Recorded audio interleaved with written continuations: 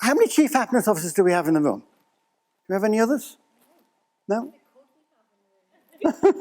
How many could we have in the room then? How many would like to be a chief happiness officer? Excellent. You can become one. People occasionally contact me on LinkedIn and say, how do I become a chief happiness officer? And I say, you make yourself one. You know? There's now one at Intel, there's one at Microsoft, there's all sorts of ones around the place. Okay, so happy.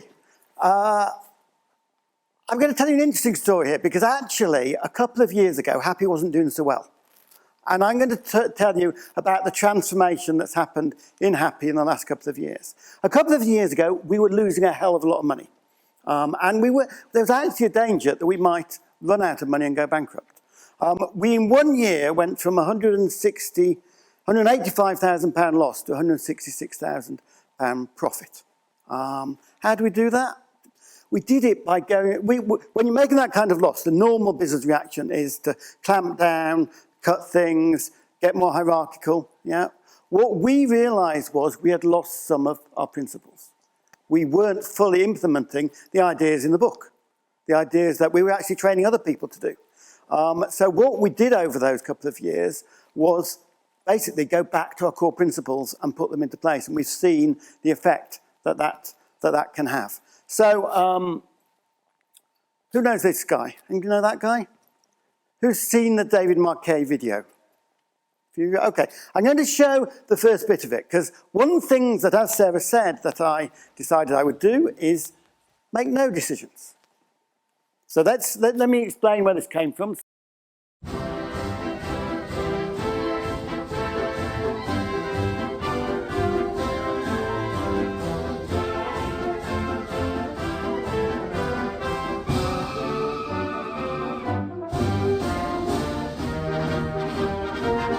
I was trained for one submarine, my guys were trained to do what they were told. That's a deadly combination. We all know organizations where people just follow the leader into disastrous situations. So I got my guys together and I said, hey, we got a problem here. I was trained for another submarine. You're trained to do whatever nonsense comes out of my mouth.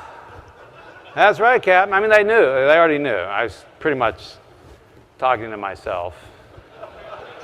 So I said, what are we going to do? What are we going to do, guys? And we talked about it. Okay, what I really wanted to do was get ready for the inspection. But we were sitting in the wardroom. We spent a couple hours. We were talking about it. And we came up with all these different things. And, well, you Captain, you just got to be smarter. You got to give better orders. It's like, well, how am I going to learn a whole nuclear submarine, miles of valves and pipes? I spent a year learning Olympia, 2 weeks over here. So in a year we'll be safe? That's not going to work. We had to deploy the submarine in 6 months. So we talked about it, and they said, okay, there's only one logical solution. We figured it out. You, they're pointing at me, you shut up. What do you mean? That's not what captains do. That's not what captains of nuclear submarines do. They walk around, they give orders. They sound like Russell Crowe. Head 2/3, dive, make it up 500 feet. Helm left 15 degrees rudder, steady course 255. Load torpedoes and tubes 1, 2, 3, and 4. Flood down, open outer doors, right? And I thought about it. And you know what? They were right. So at that point, I vowed never to give another order. And if you came down on my submarine, it would have been very confusing. Because you couldn't have pointed. It would have been hard to say, well, who's the captain here? Because you wouldn't have seen me giving orders. I did retain one order. The final order to launch a weapon, a torpedo or a missile, I kept with me because I felt since that was going to result in the deaths of other human beings, that I didn't want that on anyone's conscience but mine. That was my moral and ethical responsibility. But even though everything else in the Navy, there's long lists of things that says the captain has to authorize. Captain should authorize. You got a couple nukes in your group, they'll tell you it's true. Captain authorize, submerge the ship, get underway, start up the reactor, shut down the reactor, connect to shore power, divorce from shore power, on and on, break rig for dive, on and on and on, pages of these things. I just refused to give those orders. What we replaced it with was intent. Instead of giving instructions, If you want your people to think, don't give instructions, give intent. So they would come to you, hey, what do you want me to do? Well, left full rudder, steady course 255. No. So what are we trying to accomplish here today? Well, we're trying to get in position so that when the enemy submarine comes through, okay, so where do you think we should position the ship? Maybe over here. Good idea, go there. It's worth watching, there's a bit more of it. But that submarine went from being an underperforming submarine to the best performing submarine in US Navy history. And starting experimenting with this, at last year's conference, you may have heard somebody talk about how at B&Q, they challenged 2 of the store managers to make no decisions for 3 months. Every single KPI rose, and people talked about how they started enjoying coming to work. And the managers were became far less stressed and were no longer ringing back from holiday and these kind of things. Kevin Rogers isn't here, is he? Is Kevin Rogers here?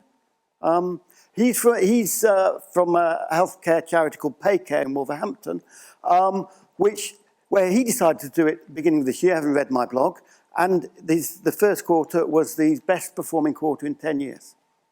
And he's now asking his next level down to do the same thing, to make no decisions. So I decided, because when I look at other organizations, I often think the problem is at the top. Would you agree? How many people think the problem it's difficult if some of you are CEOs, but how many of you think the problem is at the top in your organization? Yeah? And it came to a point where I had to wonder, could that even be true of happy? Yeah? And I did an exercise a couple of years ago where I asked people, what are all the things you don't do because you assume I wouldn't like you to? Because even though, I may not give them any orders and I hope I'm not hierarchical or command and control, I suddenly realized there were dozens of things, many of which I'd never suggested or would actually like them to do in many cases, which people would not do because they assumed I wouldn't want it. So you have to consciously step out in many ways, or it isn't enough just to not be the tyrant. You have to step out in many ways. So I decided to make no decisions, and it led to 6% increase in sales and a move from loss to profit. So my question to you is, could you aim, particularly if you're a manager, could you aim to make no decisions? And he did allow an exception. What was his exception? Launching the missiles. So would you have an exception? Discuss in pairs. Okay, I should point out I am talking about your role as a manager. I'm not saying you should have nobody make decisions in the organisation. That wouldn't be sensible. But it comes back to, was it Sarah Iceberg that had the senior staff know 4% of what's going on? The frontline staff know 100%? So the question is, how can we get the decisions made where the knowledge is? So the sort of things that we did, Kathy's already talked about some of the things we did. We got people to play to their strengths. We sought joy at work. We got rid of appraisals and replaced them with the check-in that Kathy showed. Another thing we did, this is John Housego, who is from Gore, and he was at our conference 3 years ago, and somebody asked him a question. Gore is a famously non-hierarchical, people choose their managers, people decide each other's salary from their peers and these kind of things. So somebody asked him, John, how do people get promoted at Gore? And his answer was, they take on extra responsibilities. I.e., nobody at Gore, if you want to be a leader, you have to find some followers, because nobody's going to appoint you to anything. So when our managing director left 2 years ago, we decided not to replace them, and instead we said to people, if you want to take on, we all know what he used to do. If you want to take on one of these responsibilities, go for it. And what happened was about half of what he did, lots of people took on, and about half of what he did, nobody did. And it didn't seem to make a difference. But and in no way blaming him for that, because I had a very interesting chat with, I forget the name, but it's one of the best workplaces, where he said, you've got to avoid having too many managers, because if you employ managers, they do manager things. They take on manager things rather than actually, doing the roles that need to be done.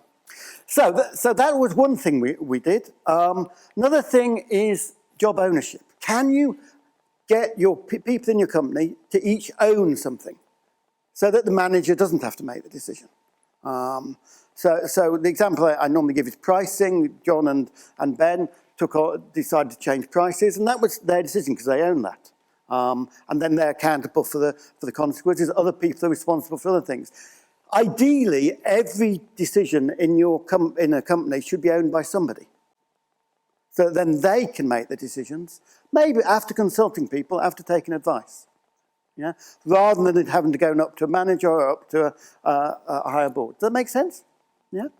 Or transparent. The other thing we did, we were completely transparent about what the situation was at all times. So everybody knew where they stood, and I explained it through a Lego game. It's a little Lego game I play where we explain sales, overhead and profit, so that it's absolutely clear to everybody how the finances work, because not everyone understands a P&L and a balance sheet, do they? So make it clear to people so that everybody has that knowledge. One of my favourite quotes is, without information, you can't take responsibility. With information, you can't avoid responsibility. And clear metrics. Okay, so in the training business, anybody involved in training as a provider? Yeah. The key metric in the training business is trainer utilisation. How much of your trainer's time is being spent actually delivering training? How does it relate to the income from those courses? So in the past, they'd been producing reports every 3 months from somebody responsible for the reports and giving them to the trainers, and it wasn't having much effect. So the one thing that I asked for was that every month, each trainer produce the metrics on their utilisation. And it went into a Google spreadsheet so everybody could see everybody else's one. So I wasn't saying, we didn't set a target, I didn't set any target, I didn't say what it should be, I just asked them to produce that information. The result of that was that trainer utilisation, the percentage of trainer cost of the income of a course that goes on the trainer, went from 43% to 29%. Simply by taking full account of it and measure it. Because if you're running a self-managing organisation, the chaotic approach is that everybody just does what they feel like and aren't particularly accountable. The guidelined approach is that everybody's clear what the key metrics are. Because if they're clear what the key metrics are and what needs to be happening, they'll make the right decisions. So I want to be completely open. So one little tip. One tip we got from somebody who runs a college in East London was they invited the trade union reps to be on their board.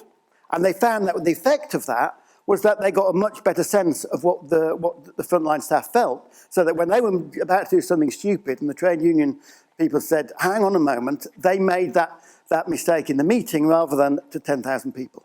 So we now invite people to come to our strategy group. We have a strategy group which is still, I mean, I'll have to think from what Alison said about, you know, maybe we should have everybody on it. At the moment, it's still the heads of departments, but we invite anybody to come to that and share all of the minutes and that, so everybody's clear and open.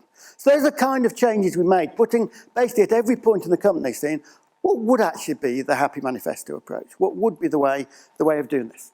Oh, and beware of hippos, yes? Anybody know what this means? A couple of people know what this means. What's a hippo? Yeah, beware of the highest paid person's opinion. Yeah?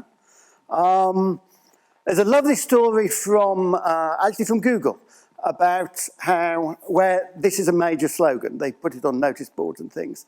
Where I think it was Sergey Brin was having a meeting, who founded the company, who is one of the two co-founders. He was having a meeting with the engineers about how to improve AdWords. He had this great idea of how to improve AdWords and put it to the engineers, about 30 of them. And they said, nah, we don't like that idea, we've got this idea. So he said, okay, how about if you do your idea, but you just have 2 engineers to work on my idea, because I think my idea is a great idea. And they discussed it and they said, no, we don't think it's a good idea at all. We're not going to put any engineers on it. We'll do it our way. Now, how many companies would that kind of thing happen in, where the co-founder, the boss of the company, cannot get their way? you know. And I don't know if I've got there yet, but I think there's various times where I certainly do get overridden in that way, and it's a very positive thing if that happens. If your staff are so aware of the highest paid person's opinion, that they will override it, because they're at the front line and they normally know what's best. Make sense? So, this is slightly more angry hippo, just to make the point about the need to be aware of them. So, question at your tables, or again in twos or threes. The core of this is, do you trust your staff? Yeah? That's the core of this whole approach. Do you actually trust your staff? And the question there is, how would your organisation be different if everyone was fully trusted? Now, there's a separate question of how you get that to that point. Maybe you're at a point where, you know, they need some development or something to get there. But how would your organisation be different from what it is now if everybody was fully trusted? Discuss with your neighbour. Any quick thoughts? How would your organisation be different if people were how many people feel they work for an organisation where everyone is fully trusted? Okay. I presume Alison, that would get, yes? That was 3. Okay, that was 3 at probably one of the more how to phrase it, one of the more advanced organisations they are. Okay, how would it be different? Anybody? Things would get done quicker. Yeah, things would get done quicker. Clear. Anything else? Less fear? Pardon? Make better decisions? Can we get there? Can we get to where people are fully trusted? How many people are going back with some ideas that will enable them to get a bit further down the road? Excellent. Okay, now on your table, my colleagues have just put, or are putting, 80 ideas for a happier workplace. How many people have seen this document before? 1 or 2. Excellent. What I want you to do is individually, I would like you to go through this and tick 3 that you would like to do. Some of them you might be doing already. Some of them you might not want to do. But I want you to go through, spend a minute ticking 3 that you'd like to do, and then share them with a neighbour.